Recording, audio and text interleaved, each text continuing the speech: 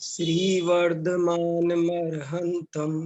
नत्वा बालप्रबुद्धये विरच्यते मितस्पष्ट संदर्भ न्याय दीपिका।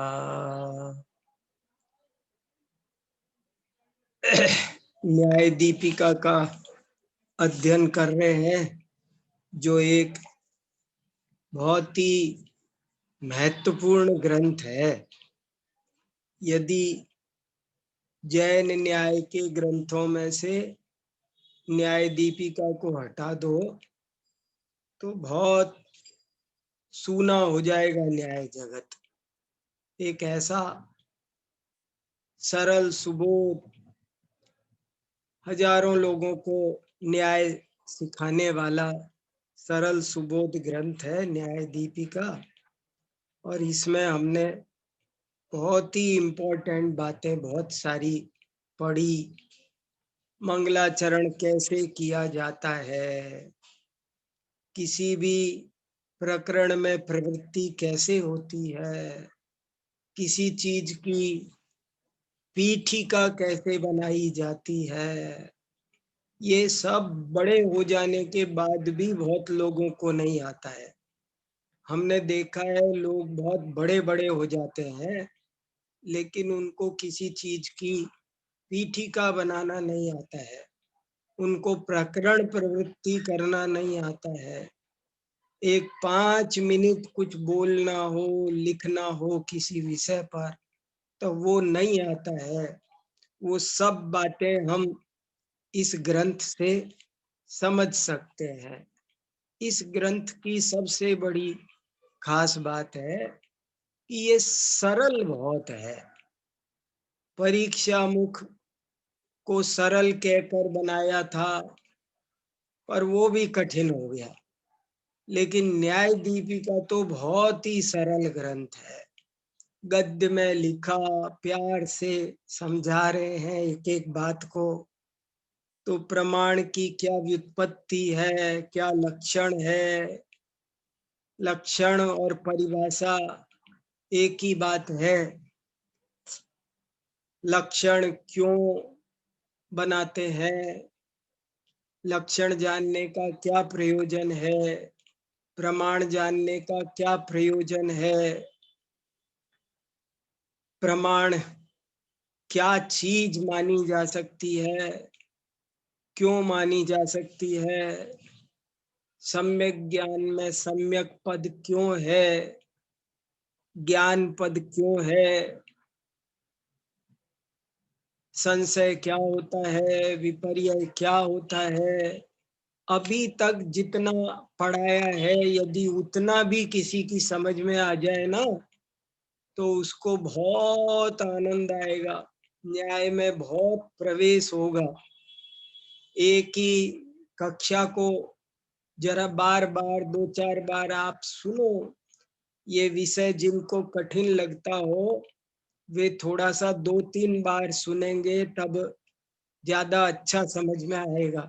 क्योंकि अपरिचित विषय है ना, इसलिए एकदम से हो सकता है किसी को कुछ कठिनाई आ रही हो। तो अद्भुत बातें हैं।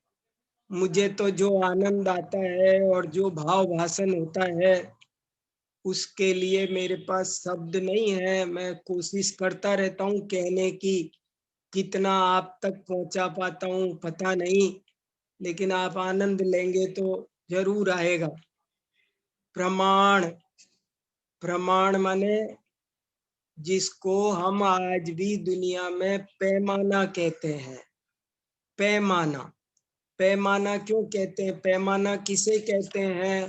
देखो, अगर ये भी समझ गए ना कि पैमाना क्या होता है तो आपको बहुत बात समझ में आएगी। जैसे दुनिया में तराजू, स्केल, मीटर, लीटर, इनको पैमाने बोलते हैं। ये पैमाने हैं। दूध को नापने के लीटर आदि पैमाने हैं, कपड़े को नापने के मीटर आदि पैमाने हैं। भार को नापने के किलोग्राम आदि पैमाने हैं, क्षेत्र को नापने के किलोमीटर, कोस, ये पैमाने, हर चीज को, द्रव्य को, क्षेत्र को, काल को, भाव को, सबको सही सही जानने के लिए कुछ पैमानों की व्यवस्था की गई है। और ये लाइन खास सुनी जाए कि पैमाने इसलिए बनाए जाते हैं ताकि हमको एकदम एक्यूरेट ज्ञान हो, एकदम सही ज्ञान हो, उसमें कुछ गलती ना रह जाए, कोई भ्रांति न रह जाए, इसलिए प्रमाण पैमाने की व्यवस्था है। ऐसे ही यहाँ पर जीव अजीव आदि सबको जानने का जो एकदम एक्यूरेट साधन है उसका नाम प्रमाण है। और वो प्रमाण क्या है? देखो, दो प्रश्न अलग अलग हैं। अगर मैं पूछूं आपसे कि प्रमाण किसे कहते हैं, तो आपको उत्तर देना है जिसके द्वारा एकदम सही सही जाना जाए उसे प्रमाण कहते हैं। प्रमीयते अनेन इति प्रमाणम। और दूसरा प्रश्न है, प्रमाण क्या है? देखो, दो प्रश्न है, बहुत से लोग नहीं जानते हैं इनका अंतर और उत्तर। एक प्रश्न है, प्रमाण किसे कहते हैं? दूसरा प्रश्न है, प्रमाण क्या है? तो आपको उत्तर दोनों के अलग अलग देना है। प्रमाण किसे कहते हैं तो उत्तर देना है जिससे एकदम सही सही जाना जाए उसे प्रमाण कहते हैं। एकदम सही जानने के साधन को प्रमाण कहते हैं। और इस मामले में सभी दर्शनों में कोई मतभेद नहीं है, ये परिभाषा सब मानते हैं।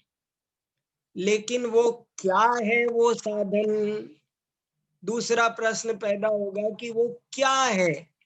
जैसे मैं कहूं कि इस कमरे की लंबाई चौड़ाई नापने का क्या पैमाना है, तो आप कहो कि लीटर, तो मैं कहूंगा भैया लीटर से लंबाई चौड़ाई नहीं नापती है, लंबाई चौड़ाई नापना हो तो मीटर चाहिए। अच्छा, किलो का तराजू ले आए तो उससे भी नहीं नापेगी। हर चीज को नापने का अलग अलग पैमाना होता है। तो प्रमाण किसे कहते हैं? जिसके द्वारा प्रकृष्टेन मीयते येन तत्प्रमाणम, जिसके द्वारा सही सही जाना जाए उसे प्रमाण कहते हैं। अब दूसरा प्रश्न है, वो क्या चीज है जिसके द्वारा सही सही जाना जाता है? तो कोई कहता है कि इंद्रियां हैं, कोई कहता है कि गुरु जी हैं, कोई कहता है कि ईश्वर है, कोई कहता है कि वेद है, कोई कुछ कोई कुछ कोई कुछ। तो जैन आचार्य कहते हैं कि वो केवल सम्यक ज्ञान है, सम्यक ज्ञान के द्वारा ही वस्तु को सही सही जाना जा सकता है, और कोई तरीका नहीं है। तो ये दो उत्तर हुए। और अब ये जो सम्यक ज्ञान कहा, तो क्यों कहा, इस पर हमारी पिछली बार बहुत इम्पोर्टेंट चर्चा थी। और एक बार बस जरा सा मैं शॉर्ट में बोल रहा हूँ, आपको ये शॉर्ट में बोली हुई बात जरूर याद रखना है।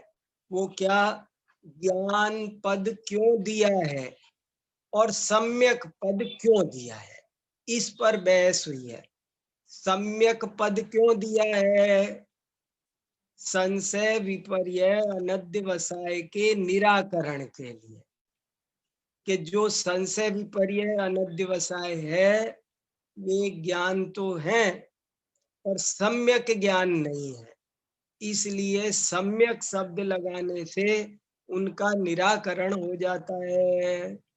और ज्ञान पद क्यों दिया गया है, तो उसका उत्तर है ज्ञाता, ज्ञेय, ज्ञप्ति, सन्निकर्ष, धारावाहिक ज्ञान आदि सब की निवृत्ति के लिए, दर्शनोपयोग, इन सब की निवृत्ति के लिए ज्ञान पद का प्रयोग किया गया है।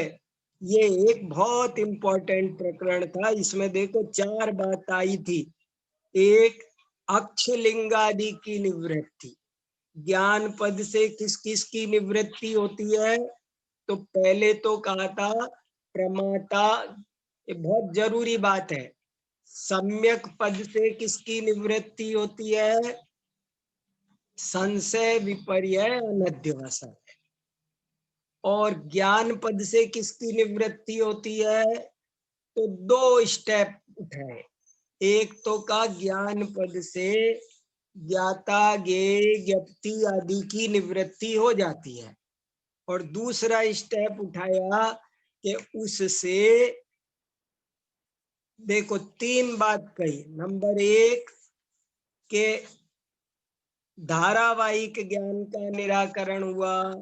नंबर 2 अक्ष अक्षलिंगादि का निराकरण हुआ। अक्षलिंगादि माने, अक्ष माने इंद्रियां, लिंगादि माने धूम का चिन्ह आदि, इनके द्वारा ये इनका निराकरण। और तीसरी चीज कही कि दर्शनोपयोग का निराकरण हुआ। 3 चीज ये कही और एक चीज पहले कही, उसका नाम था प्रमाता प्रमिति का निराकरण हुआ। प्रमाता, प्रमेय, प्रमिति, 3 पहले कही, 3 ये कही, 6 चीजों का निराकरण हुआ। अब आपको ऐसे याद रखना है कि ज्ञान पद से किस किस का निराकरण हुआ, तो 1 प्रमाता, प्रमेय, प्रमिति, 3 का निराकरण हुआ। और बाद में अब उसके बाद क्या कहा, 3 चीज का फिर हुआ, धारावाहिक ज्ञान का भी, अक्षलिंगादि का भी और दर्शनोपयोग का भी। धारावाहिक ज्ञान का निषेध क्यों हुआ, ये समझना है। धारावाहिक ज्ञान को प्रमाण क्यों नहीं माना, क्योंकि उससे प्रमिति नहीं होती है। धारावाहिक ज्ञान क्यों प्रमाण नहीं है, क्योंकि जो जानी हुई चीज है जिसकी प्रमिति हो गई उसी को फिर से जानता है, तो फल का अभाव है। प्रमिति माने, यहाँ पर प्रमिति शब्द का अर्थ है प्रमाण का फल। तो जिस ज्ञान में प्रमाण फल नहीं होता है उसको कहते हैं धारावाहिक ज्ञान। धारावाहिक ज्ञान निष्फल होता है। धारावाहिक ज्ञान का कोई फल नहीं होता, वो निष्फल होता है। इसलिए धारावाहिक ज्ञान को प्रमाण नहीं मान। धारावाहिक माने क्या, धारावाहिक क्या होता है, धारावाहिक माने सीरियल। जैसे एक ही सीरियल सोमवार को आ जाएगा फिर अगले सोमवार को भी आएगा, तो धारावाहिक। तो एक ही चीज जब बार बार रिपीटेड ज्ञान को धारावाहिक ज्ञान कहते हैं। और वो धारावाहिक ज्ञान इसलिए प्रमाण नहीं है क्योंकि उसमें प्रमिति नहीं होती, क्योंकि उसमें फल नहीं लगता, इसलिए वो अप्रमाण है। ये खास बात थी। और अक्षलिंगादि का निराकरण क्यों हुआ, अक्ष माने इंद्रियां, अक्ष माने इंद्रियां, क्योंकि इंद्रियां भी ज्ञान का, इंद्रिय अक्षलिंगादि का निराकरण क्यों किया, क्योंकि वे ज्ञान के साधक तम नहीं है। उपचार से तो होते हैं, लेकिन साधक तम नहीं है। प्रमाण तो उसे कहते हैं जो साधक तम हो, लेकिन ये साधक तम नहीं होता है। इसलिए इसको, जैसे इंद्रियों में हम देखते कुछ है, मानते कुछ है, सुनते चना है, कोई कहता है चना, हम सुनते हैं धना, दूध होता है मीठा, हमें लगता है कड़वा, दीवार होती है सफेद, हमको दिखाई देती है पीली। तो इंद्रियां ज्ञान के प्रति नियामक कारण नहीं है। जो 100% एक्यूरेट रिजल्ट देना चाहिए वो नहीं देती है, इसलिए इंद्रियों को प्रमाण नहीं माना। ये बहुत क्लियर होना चाहिए। इंद्रियां प्रमाण क्यों नहीं है? क्योंकि वे एकदम सही नहीं जानती है, 100% सही रिजल्ट नहीं देती है, इसलिए वे प्रमाण नहीं है। तो अक्षलिंगादि का निराकरण किया, धारावाहिक ज्ञान का निराकरण किया, प्रमाता प्रमेय प्रमिति का निराकरण किया, और एक चीज का किया, उसका नाम है दर्शनोपयोग। जैन दर्शन में उपयोग दो तरह का माना है, एक दर्शनोपयोग, एक ज्ञानोपयोग। दर्शनोपयोग माने जो सामान्य अवलोकन है, वो सामान्य अवलोकन रूप दर्शनोपयोग को इसलिए निराकरण किया कि वो निर्णयात्मक नहीं होता है। देखो सबका अलग अलग बता दिया आपको। प्रमाता का निराकरण क्यों किया? क्योंकि वो जानने का साधन नहीं है, वो साधन का स्वामी है। प्रमेय वो जानने का, ज्ञान का विषय है।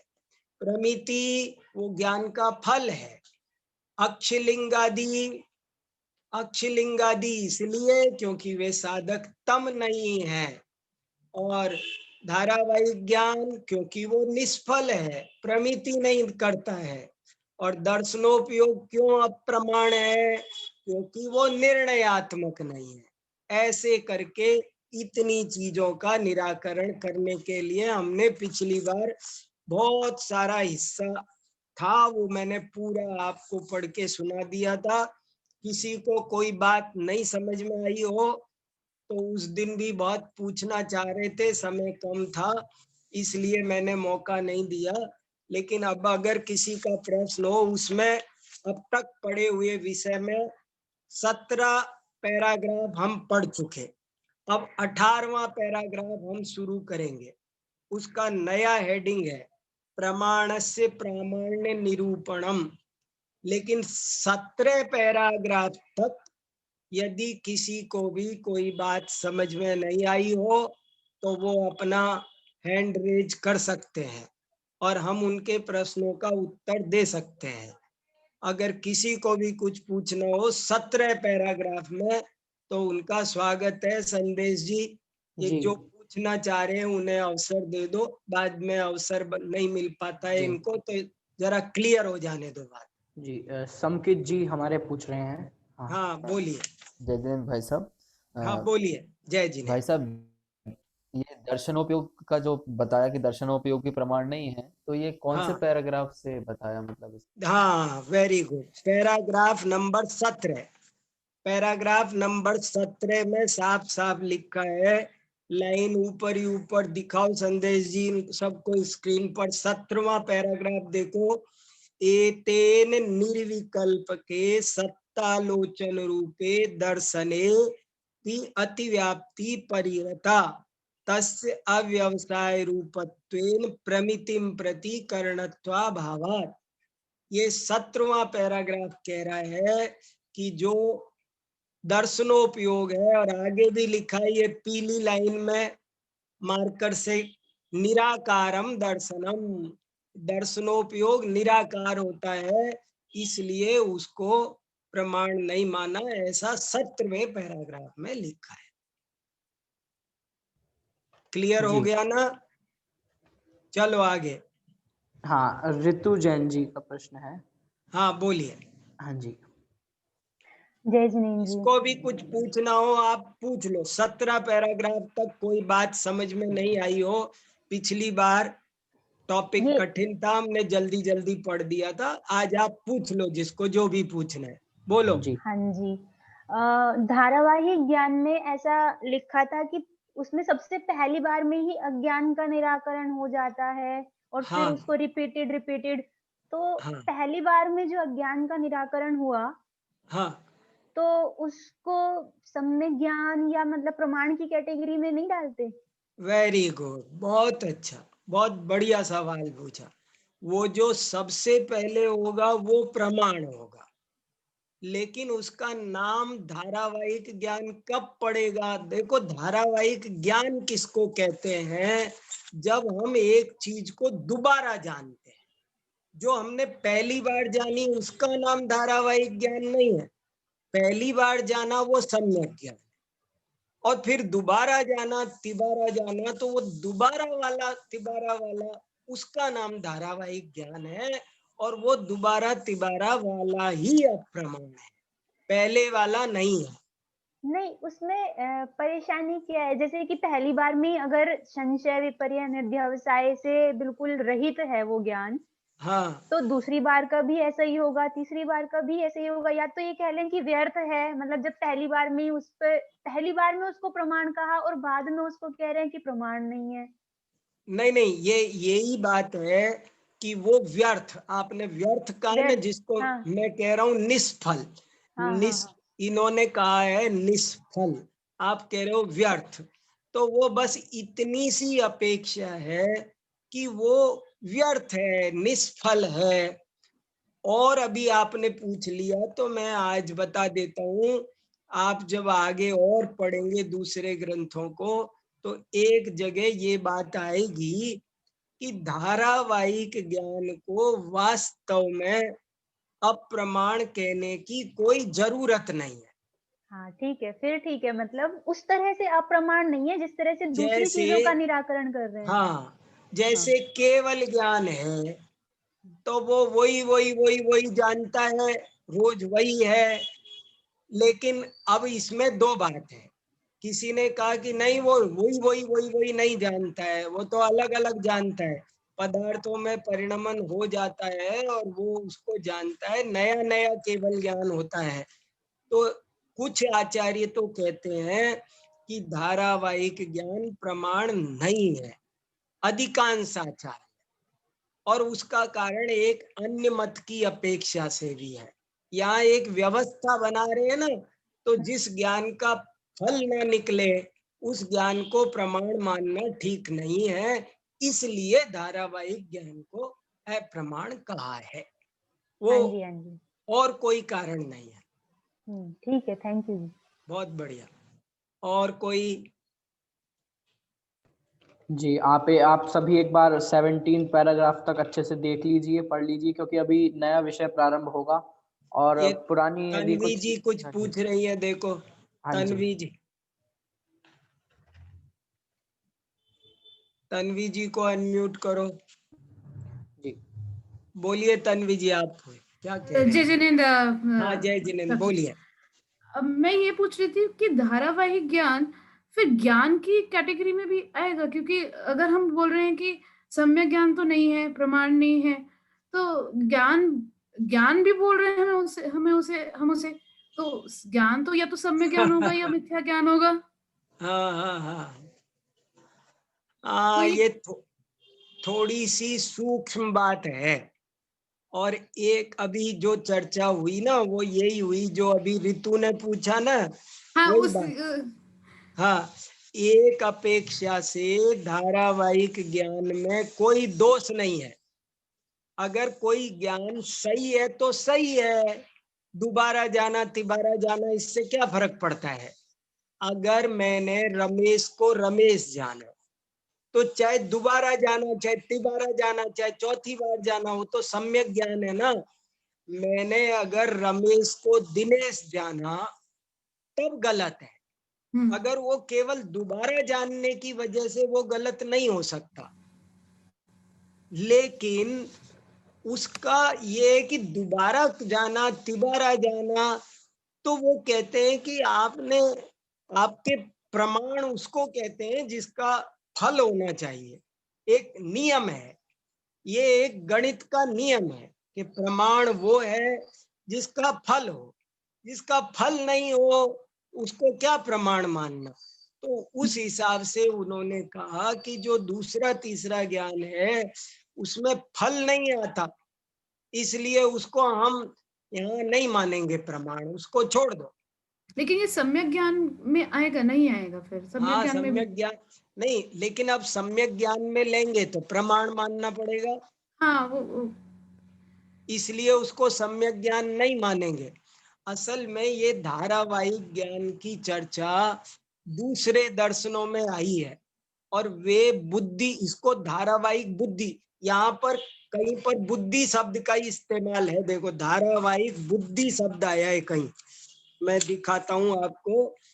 15वां पैराग्राफ में है, धारावाहिक ज्ञान नहीं लिखा, धारावाहिक बुद्धि लिखा। 15वां पैराग्राफ है, धारावाहिक बुद्धि। ये तो ये क्या है, जैसे बौद्ध दर्शन वाले हैं तो वो एक धारावाहिक बुद्धि मानते हैं, मीमांसक लोग दूसरे लोग मानते हैं।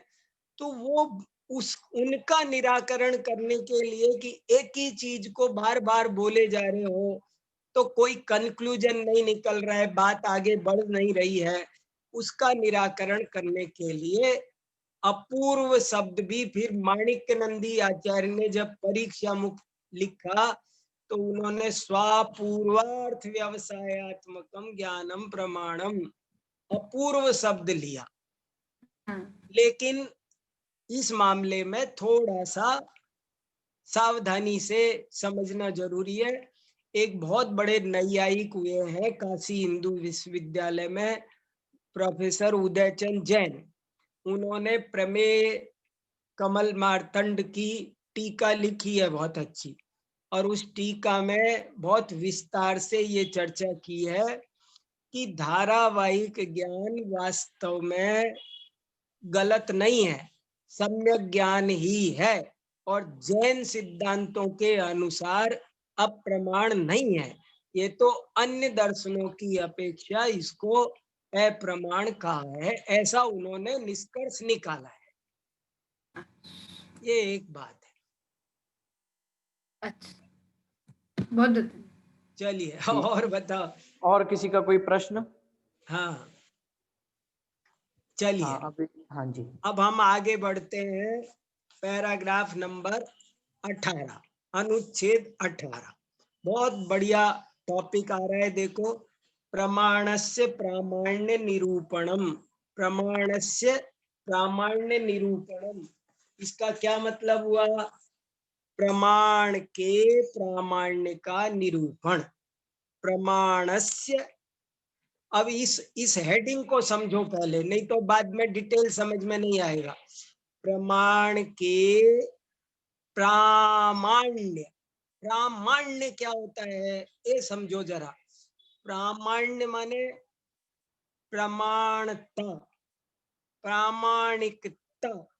देखो, एक हुआ प्रमाण, प्रमाण की इसको मैं हिंदी में लिखूं तो ऐसा लिखूंगा, प्रमाण की प्रामाणिकता का निरूपण, प्रमाण की प्रामाणिकता।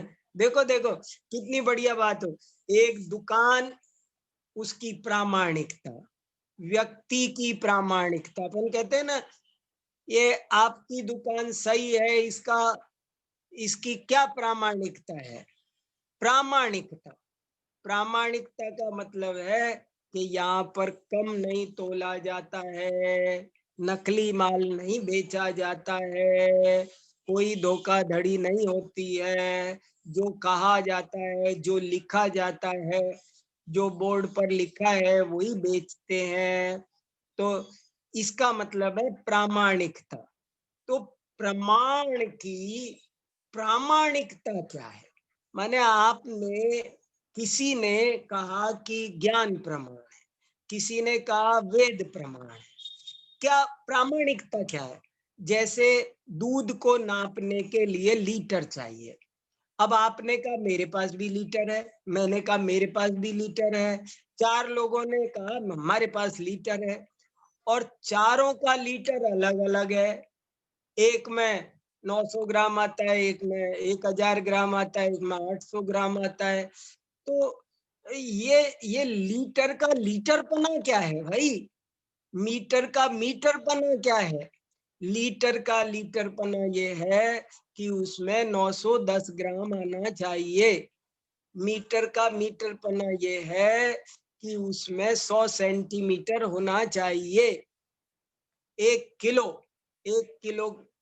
किलो की प्रामाणिकता ये है कि उसमें 1000 ग्राम होने चाहिए। ये उसकी प्रामाणिकता है। तो प्रमाण की प्रामाणिकता क्या होती है? किस आधार पर हम माने कि कौन चीज प्रमाण है और कौन चीज प्रमाण नहीं है? इंद्रियां क्यों प्रमाण नहीं है? तो उसका उत्तर है कि उसमें प्रमाणता नहीं है।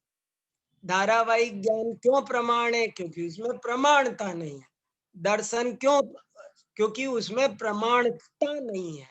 अब ये प्रमाणता क्या होती है, हम थोड़ा सा पढ़ते हैं तब थोड़ा समझ में और आएगा। किमिदम प्रमाणस्य प्रामाण्यम नाम, कितनी अच्छी भाषा है। किमिदम प्रमाणस्य प्रामाण्यम नाम, ये प्रमाण का प्रामाण्य क्या है भाई? ये किस चिड़िया का नाम है? किम इदम प्रमाणस्य प्रामाण्यम नाम, प्रमाण का प्रामाण्य ये क्या है? क्या होता है? तो कह रहे प्रतिभात विषय अव्यभिचारित्वम। प्रतिभात माने ज्ञात, प्रतिभात, प्रतिभात माने प्रतिभासित, प्रतिभासित, प्रतिभासित माने चाहे प्रतिभात कहो, प्रतिभासित कहो, चाहे ज्ञात कहो, ज्ञात, ज्ञात विषय। ये लाइन समझ गए तो बहुत कुछ समझ जाओगे। कभी कभी तो मुझे लगता है एक ही लाइन पढ़ाऊं बस, कुछ जरूरत ही नहीं। अब जैसे देखा, अगर आज की क्लास में अगर हमको ये 18वें पैराग्राफ की एक लाइन समझ में आ गई तो आज की क्लास सफल है। बहुत इंपॉर्टेंट लाइन है ये। किमिदम प्रमाणस्य प्रामाण्यम नाम प्रतिभात विषया व्यभिचारित्वम। 5-5 साल लग जाते हैं, लोग समझ नहीं पाते। प्रमाण का देखो, मैं हिंदी अर्थ बोल रहा हूँ, 2 दफे बोल रहा हूँ, ध्यान से सुनो। 3 दफे 5 दफे बोलूं तब भी कम है। प्रमाण का प्रामाण्य किसे कहते हैं? और उत्तर है ज्ञात विषय का अव्यभिचार ही प्रमाण का प्रामाण्य है। ज्ञात विषय का अव्यभिचार, अव्यभिचार माने समझे आप? मैं आपको पहले भी बता चुका, यहाँ व्यभिचार का मतलब क्या? दोष। याद रखो, व्यभिचार, व्यभिचार माने क्या होता है? नियम विरुद्ध, नीति विरुद्ध कोई काम करना, उसको कहते हैं व्यभिचार। व्यभिचार बोलो, अनाचार बोलो, भ्रष्टाचार बोलो, ये सब पर्यायवाची है। दोष, दोष। कुशील, शील माने स्वाभाविक आचरण, और व्यभिचार माने स्वभाव के विरुद्ध, वही विभाव, विभाव का आचरण, वैभाविक आचरण को व्यभिचार कहते हैं। अभिचार, व्यभिचार। व्यभिचार माने दोष और अव्यभिचार माने निर्दोष। अव्यभिचार, यहाँ देखो अव्यभिचार दिखाई दे रहा है। प्रतिभात विषय अव्यभिचारित्वम। प्रतिभात माने क्या? ज्ञात। विषय, विषय माने क्या? जैसे ये घड़ी है, तो ये घड़ी है वो विषय है, और मैंने देखा कि घड़ी, मेरे ज्ञान ने जाना। देखो मैं आपको प्रमाण का प्रामाण्य उदाहरण से और समझा देता हूँ, ताकि आगे का सारा मैटर आपको जल्दी समझ में आ जाए अच्छे से। कि मैंने ये घड़ी देखी, मैंने देखा कि घड़ी, तो ये घड़ी होनी चाहिए। अगर मेरे ज्ञान ने जाना कि घड़ी, और ये घड़ी नहीं निकली, और कोई पेन निकला, कोई ऐसे ही पेपर वेट निकला, तो इसका नाम क्या बोला जाएगा? ज्ञान में अप्रामाणिकता आ गई, ज्ञान में व्यभिचार आ गया। व्यभिचार समझ लो आप अच्छे से। व्यभिचार किसे कहते हैं? हमने बोला पेन, और पेन है तो इसका नाम है अव्यभिचार। और हमने बोला कि पेन, और पेन नहीं निकला, घड़ी निकली, तो इसका नाम है व्यभिचार।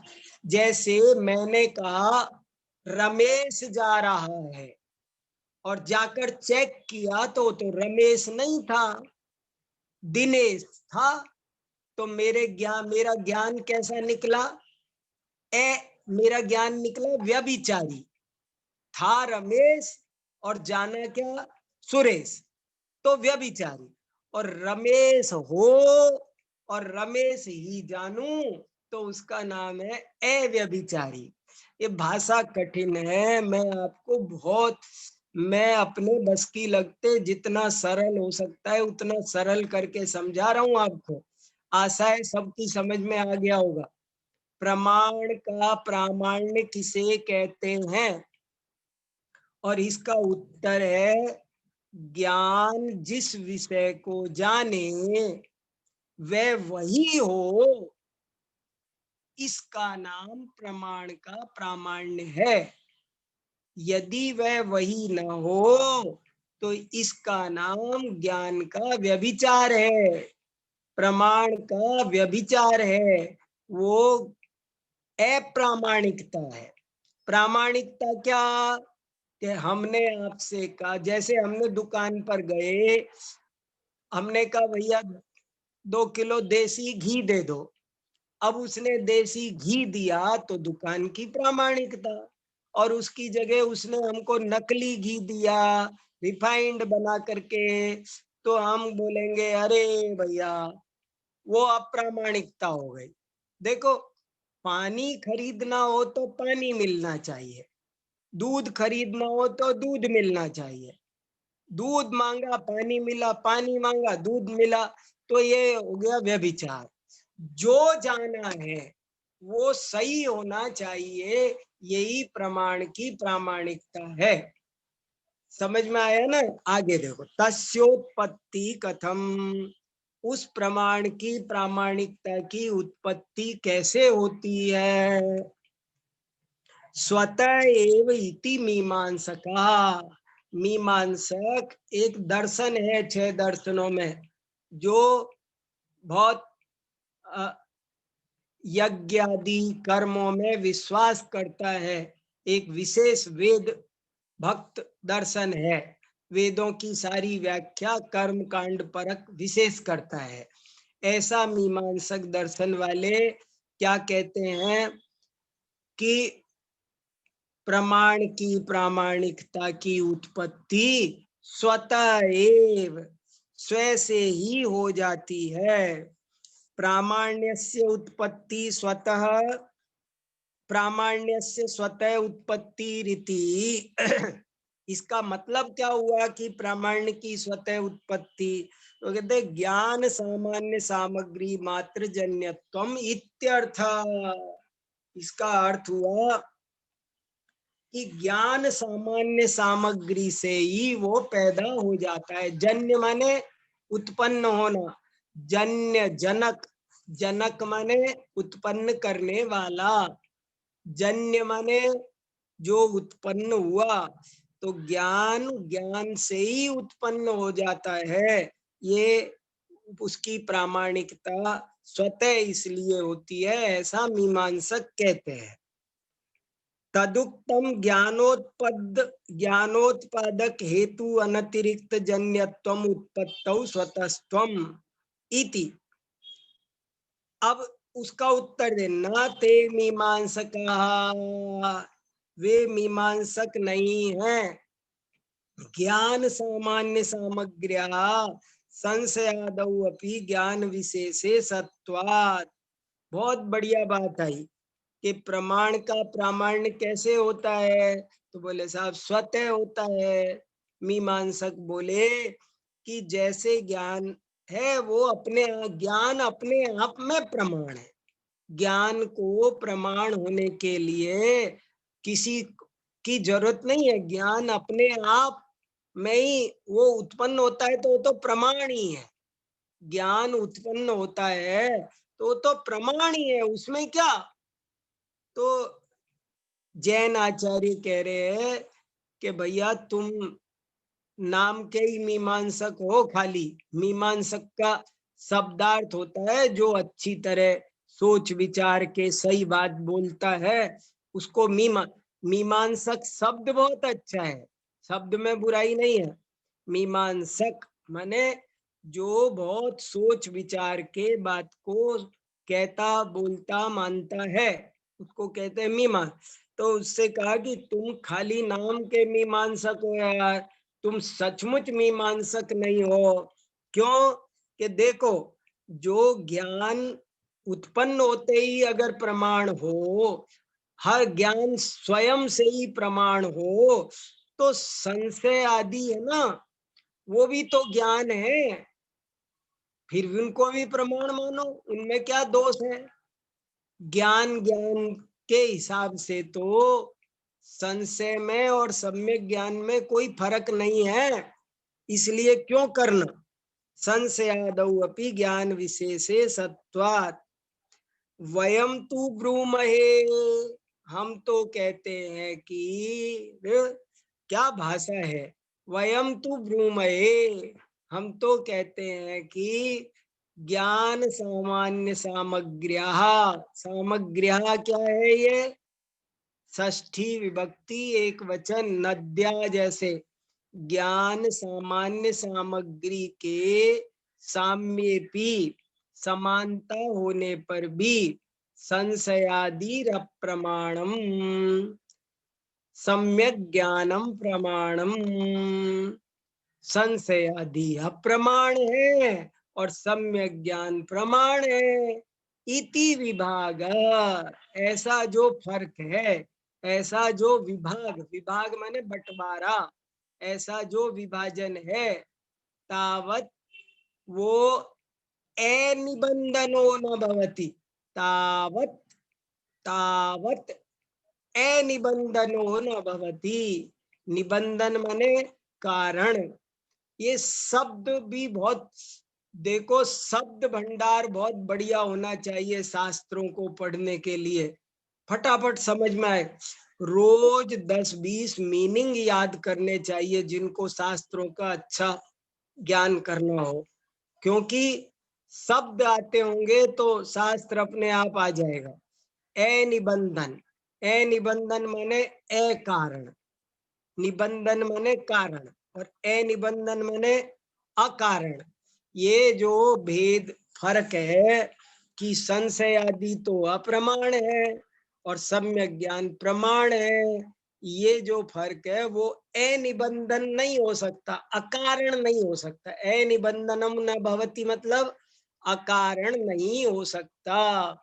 तथा संशयादि, तो कितना बढ़िया ढंग से बात को समझा रहे हैं।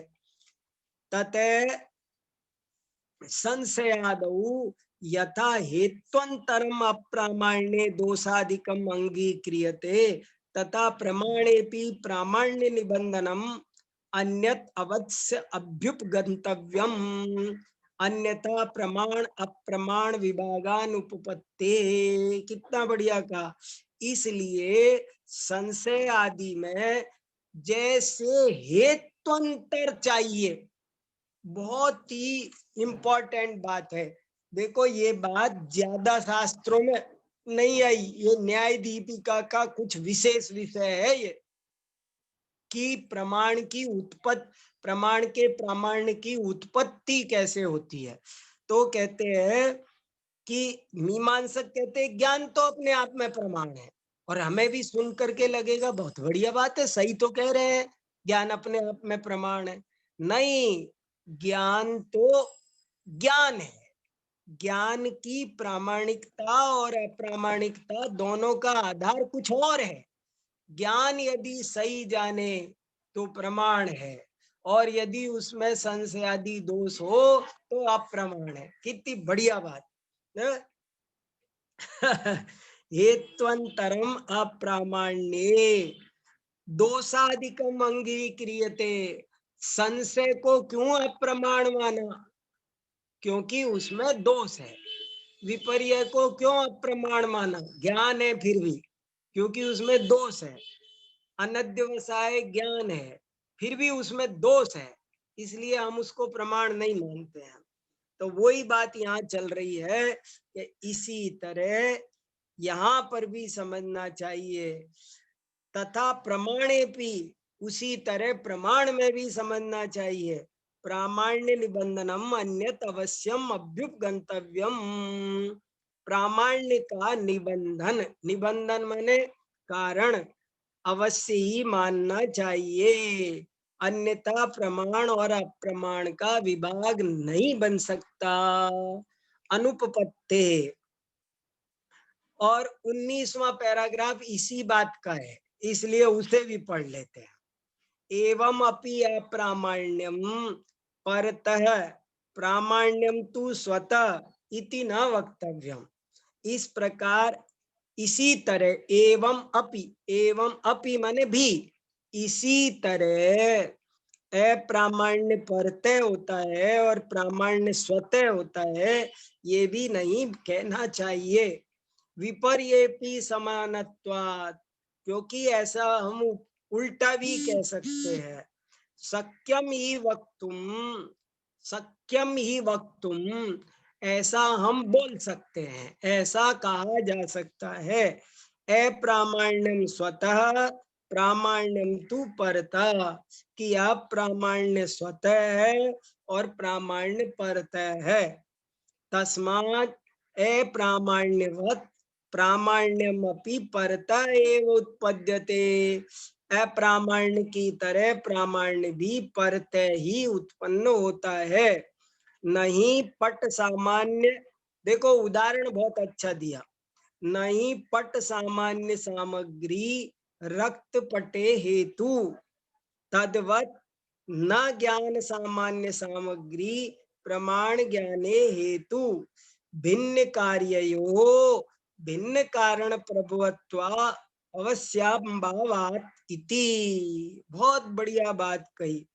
वो कह रहे हैं कि कपड़ा बनाने के लिए जो सामान चाहिए होता है, वही सामान से लाल कपड़ा बनाना हो तो नहीं बना सकते।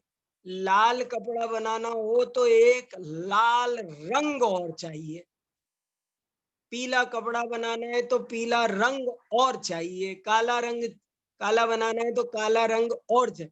माने कपड़ा बनाने के लिए जो जो साधन चाहिए, उन्हीं साधनों से लाल नहीं बनेगा। वो तो जैसा बन रहा है सफेद सामान वैसा बनेगा।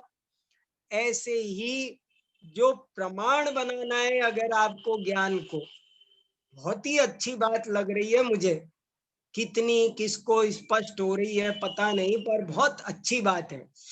ज्ञान प्रमाण कैसे होगा?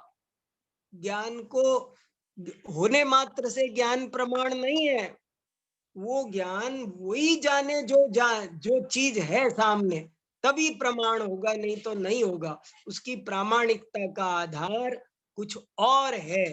केवल ज्ञान होने मात्र, क्योंकि केवल ज्ञान होने मात्र से प्रमाण हो तो वो तो संशय आदि भी समान है, इसलिए वो नहीं है। और ये खास बात कही कि जब कार्य अलग अलग है तो कारण भी उनका अलग अलग होना चाहिए। अब 20वां पैराग्राफ भी पढ़ लेते हैं। देखो, कथम तस्य ज्ञप्तिः अभ्यस्ते विषये स्वतः अनभ्यस्ते तु परतः कोयम अभ्यस्तो विषयः को नाभ्यस्तः। के प्रमाण के प्रामाण्य की ज्ञप्ति कैसे होती है? अभ्यस्त विषय में स्वतः होती है और अनभ्यस्त में परतः होती है। कोयम अभ्यस्तो विषय को वा नभ्यस्त। अभ्यस्त विषय क्या है और अनभ्यस्त विषय क्या है? तो कितनी बढ़िया बात बता रहे हैं। उच्यते परिचित स्वग्राम तड़ाक जलादिरभ्यस्त। अपने गांव के जो परिचित गांव तालाब आदि है वो अभ्यस्त है, और तद व्यतिरिक्त तो और उसके अलावा जो कुछ है वो अनभ्यस्त है। किमिदम स्वतः इति किम नाम परतः इति। ये स्वतः परतः का क्या मतलब हुआ? तो कह रहे ज्ञान ज्ञापका देव प्रामाण्य ज्ञप्ति स्वतः। जो ज्ञान के ज्ञापक कारण है उन्हीं से ज्ञप्ति हो जाए तो उसको स्वतः कहते हैं। ततोतिरिक्तात् ज्ञप्ति, उसको और उसके अतिरिक्त से ज्ञप्ति हो तो उसे परतः कहते हैं। देखो क्या बात है, इसका कठिन हुई इसलिए वे खुद ही एक उदाहरण भी दे रहे हैं। उदाहरण भी पढ़ते हैं। तत्र तावद अभ्यस्ते विषये जलम इति ज्ञाने जाते ज्ञान स्वरूप ज्ञप्ति समये एव तद्गतं प्रामाण्यम अपि ज्ञायते वा अन्यथा उत्तर क्षणे एव निसंक प्रवृत्तिरयोगात्। कि जो अभ्यस्त विषय होते हैं उनमें जल है ऐसा ज्ञान होने पर जैसे ही ज्ञान हुआ उसी समय उसका प्रामाण्य भी हो जाता है। नहीं तो उत्तर क्षण में निसंक प्रवृत्ति नहीं हो सकती थी, लेकिन जैसे ही जल ज्ञान होता है उसके उत्तर क्षण में निसंक प्रवृत्ति भी हो जाती है, आचरण भी हो जाता है।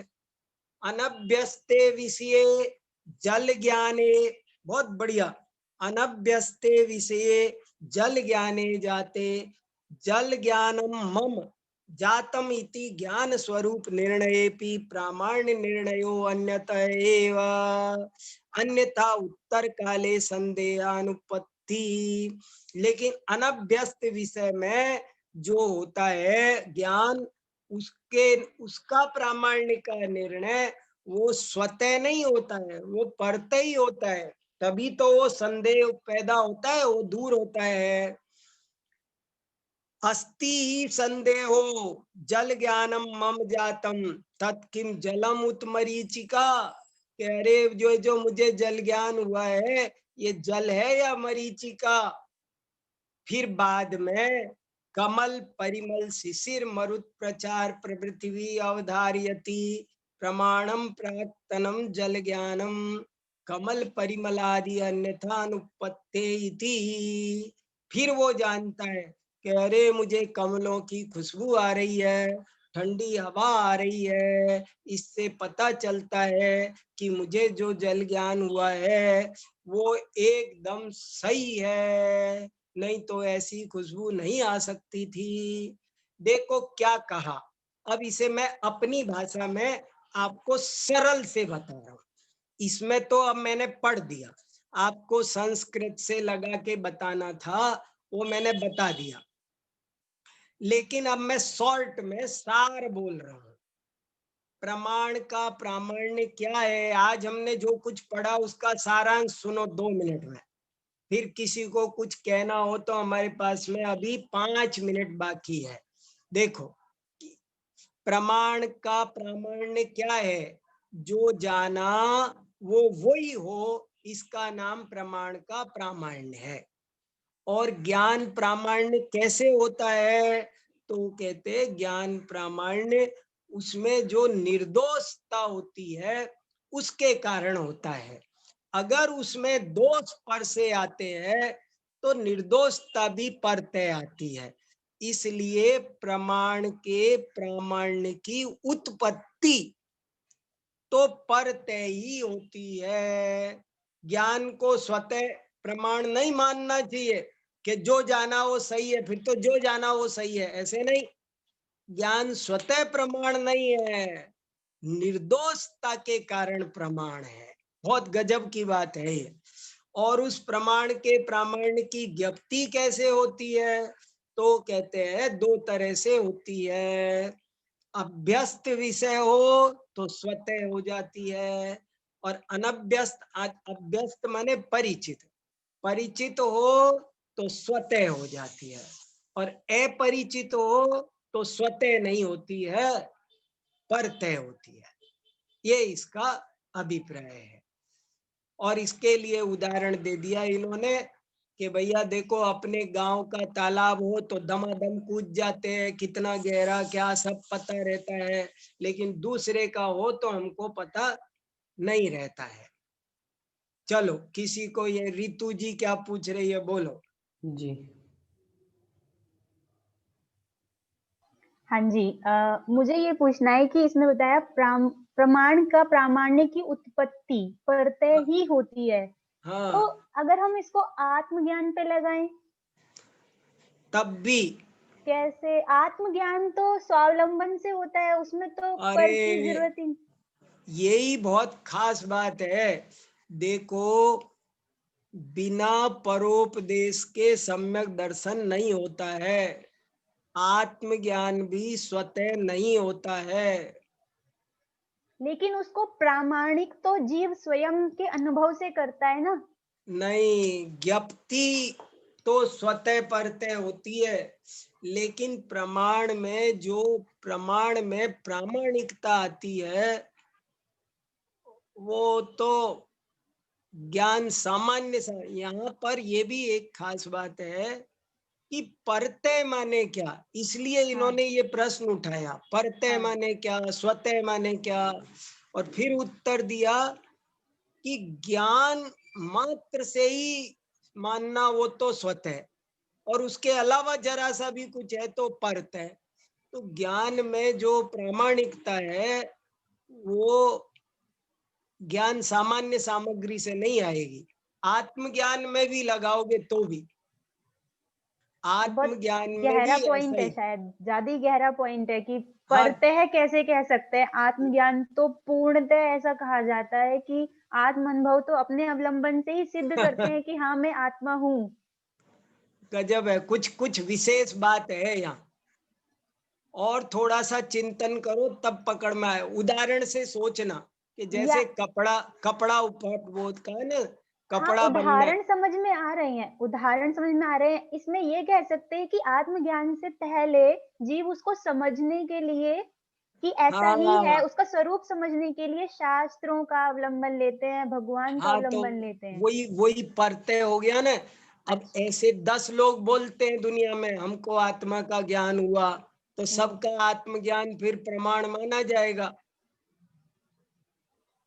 नहीं, आत्मज्ञान कहने से ज्ञान, ये बहुत खास बात है। ये देखो, ये प्रज्ञा एक खास बात लिख रही है बहुत। हमारे ज्ञान के प्रमाण का आधार सम्यक दर्शन है। मैं आपको अब साफ कहूं, जो सम्यक ज्ञान है ना, सम्यक ज्ञान की परिभाषा में ये जुड़ा हुआ है कि जो सम्यक दर्शन पूर्वक हो वो ज्ञान प्रमाण है, और सम्यक दर्शन के बिना हो तो प्रमाण नहीं है। ज्ञान की प्रामाणिकता का आधार ज्ञान नहीं, श्रद्धान है, सम्यक दर्शन है। ठीक, परतः बन गया। आएगा ना, आएगा, थोड़ा समझ में आएगा। हाँ जी, हाँ जी, है थोड़ा सा सूक्ष्म तो है, पर अच्छा है बहुत। हाँ जी। ठीक है, थैंक यू, जय जिनेन्द्र। हाँ, जय जिनेन्द्र। हो गया मेरे ख्याल से, अब जी समय भी हो गया है हमारा। संदेश जी। जी भाई साहब, समय हमारा हो गया है। इस प्रकार आज हमने प्रमाण का प्रामाण्य इस चर्चा पर हमने प्रवेश कर लिया है, और भी इसकी आगे चर्चा होगी। कुछ महत्वपूर्ण सूचनाएं थी।